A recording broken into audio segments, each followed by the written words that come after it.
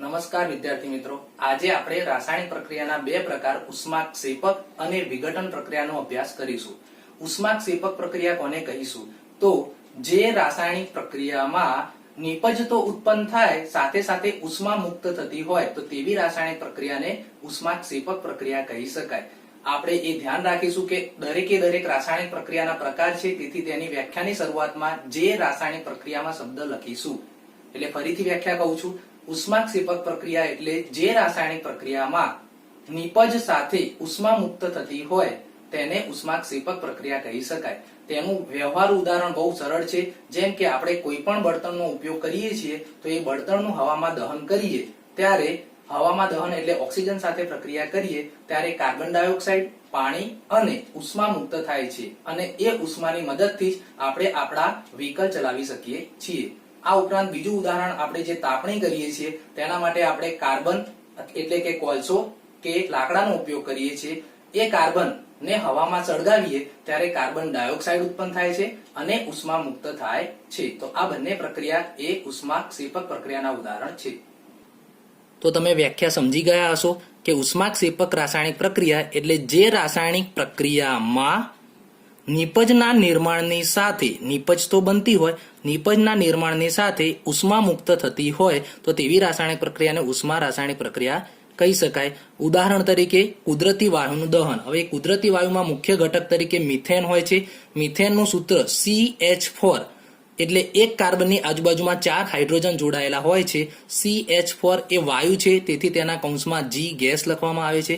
દહન એટલે ઓક્સિજનની હાજરીમાં પ્રક્રિયા। O2 gives CO2 carbon dioxide gas ઉત્પન્ન થશે। પાણી પણ તમને ખબર છે કે વરાળ સ્વરૂપે જ ઉત્પન્ન થશે, તેથી H2O ગેસ લખશું, એની બાષ્પ બનશે અને પ્લસ ઉષ્મા એટલે ઉષ્મા મુક્ત થાય છે।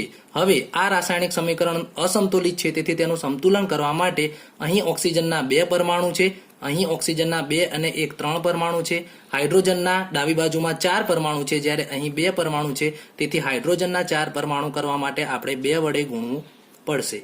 હવે ઓક્સિજનના 4 પરમાણુ થઈ ગયા, જ્યારે ઓક્સિજનના ડાબી બાજુમાં 2 જ પરમાણુ છે, તેથી તેને 2 વડે ગુણવું પડશે। બીજું ઉદાહરણ કોલસાનું દહન બહુ સિમ્પલ છે। કોલસો એટલે કાર્બન જે ઘન સ્વરૂપે હોય solid plus oxygen gas gives carbon dioxide વાયુ ઉત્પન્ન થાય અને ઉષ્મા મુક્ત થાય। તે જ રીતના આપણે જે બાયોગેસ પ્લાન્ટમાં વનસ્પતિ દ્રવ્યમાંથી ખાતર બનાવીએ છીએ, એ વનસ્પતિ દ્રવ્યનું વિઘટન પણ, ખાતર બનાવવાની પ્રક્રિયા પણ ઉષ્માક્ષેપક રાસાયણિક પ્રક્રિયા છે।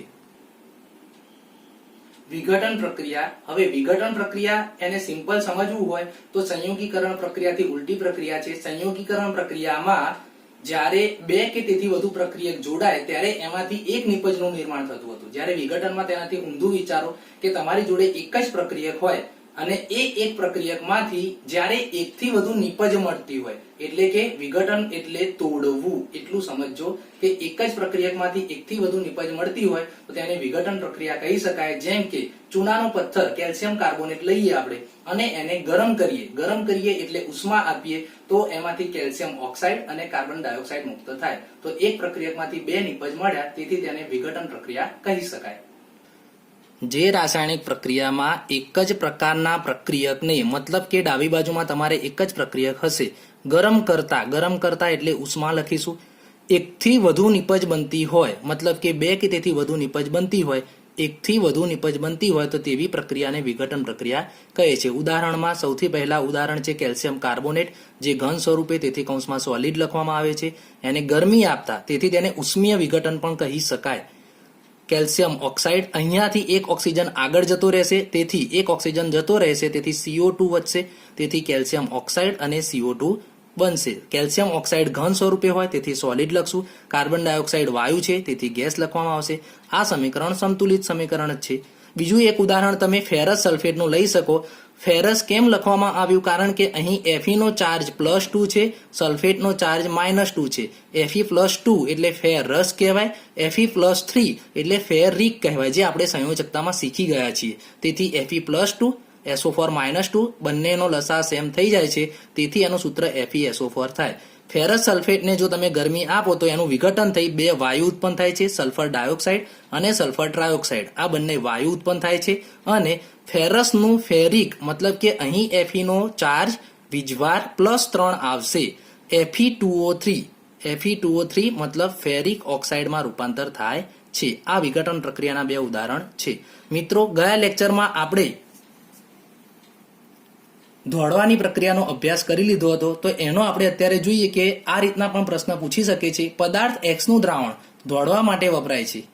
પદાર્થ X નું દ્રાવણ ધોળવા માટે વપરાય છે, તો એ પદાર્થ કયો હશે તેનું સૂત્ર જણાવો અને એ પદાર્થ X ની પાણી સાથે પ્રક્રિયા લખો. તો આપણે ગયા લેક્ચરમાં ભણી ગયા કે જે ધોળવા માટે વપરાય છે એ કેલ્શિયમ ઓક્સાઇડ વપરાય છે, તેથી તેનું નામ કેલ્શિયમ ઓક્સાઇડ થશે. કેલ્શિયમ ઓક્સાઇડનું સૂત્ર શું થાય? તો કેલ્શિયમ ઓક્સાઇડ CaO થશે અને એની પાણી સાથેની પ્રક્રિયા પણ આપણે ગયા લેક્ચરમાં અભ્યાસ કરી લીધો છે.